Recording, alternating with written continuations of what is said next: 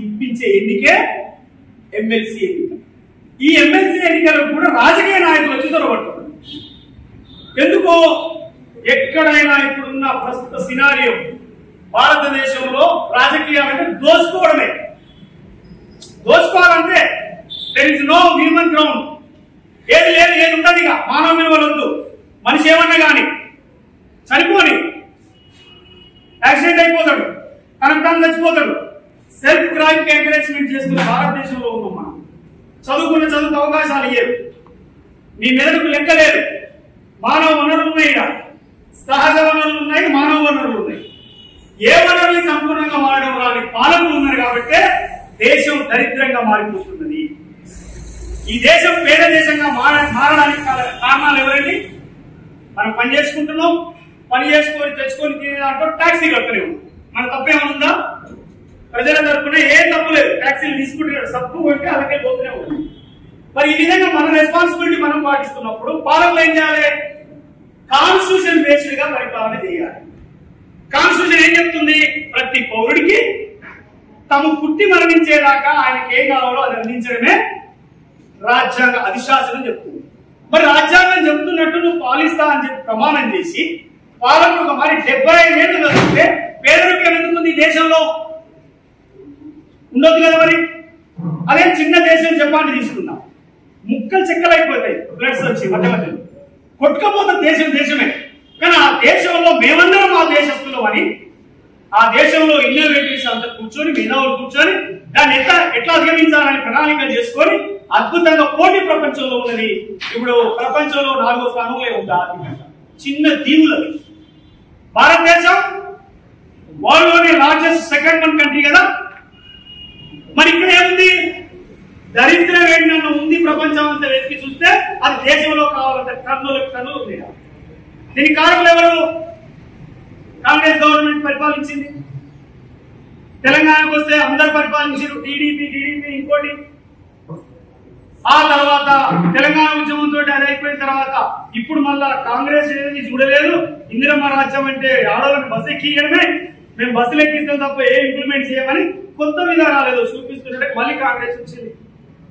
అంటే బాధ పెట్టే వర్గం ఇదే దేశంలో ఉన్నది, బాధపడే వర్గాలు కూడా ఇదే దేశంలో ఉన్నది. చూసిన దేశం దరిద్రం,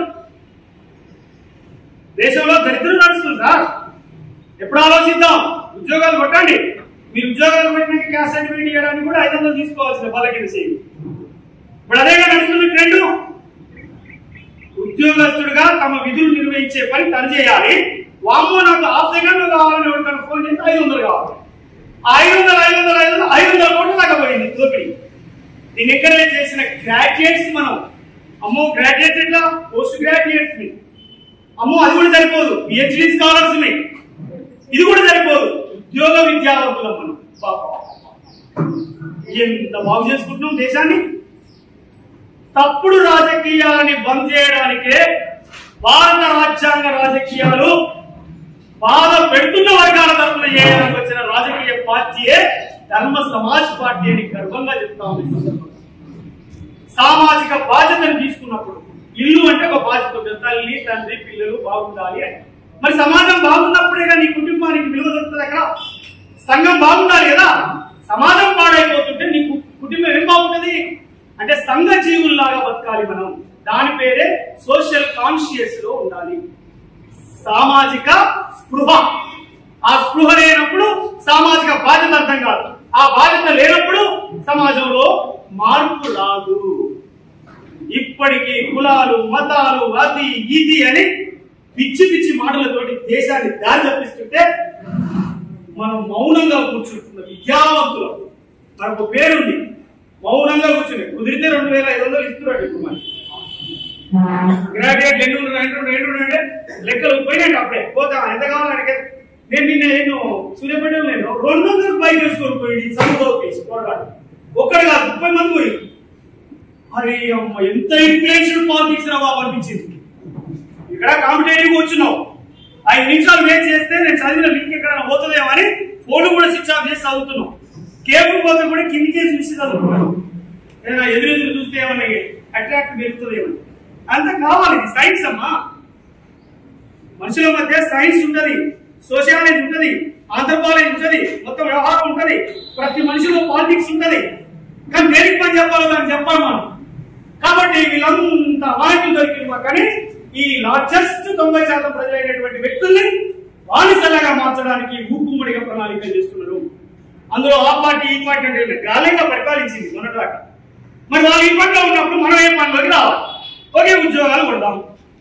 ఉద్యోగం కొట్టి నిమ్మలంగా జీతం తీసుకుని ఇంటికి పోతావా? సమస్య ఎవరు పరిష్కరించాలి? కాబట్టి ఆ రకమైనటువంటి ప్రాక్టీస్ జరుగుతుంది దేశంలో. రాజ్యాంగం ఎందుకు పుట్టిందో తెలుసా? నేను ఇట్లనే తిరుగుతూ స్టడీ హాల్లో మాట్లాడుతూ ఒక పీజీ స్టూడెంట్ని అడిగాను. కాంపిటేటివ్ లో ఉన్నాడు, చాలా సీరియస్ ఉన్నాడు, మంచిగానే ఉన్నాడు, బుద్ధిమంతుడు, హ్యాపీగా ఉన్నాడు. అసలు తననే అడుగుదామని అడిగిన, భారత రాజ్యాంగం అంటే ఏంది బాయ్ సాబ్? ఆయన నాకు ఇచ్చిన సమాధానం వెనువెంటనే అది ఏ ఊరి పేరు సార్ అని అడిగింది. దేశం ఎంత అడ్వాన్స్ లో ఉందో చూడు.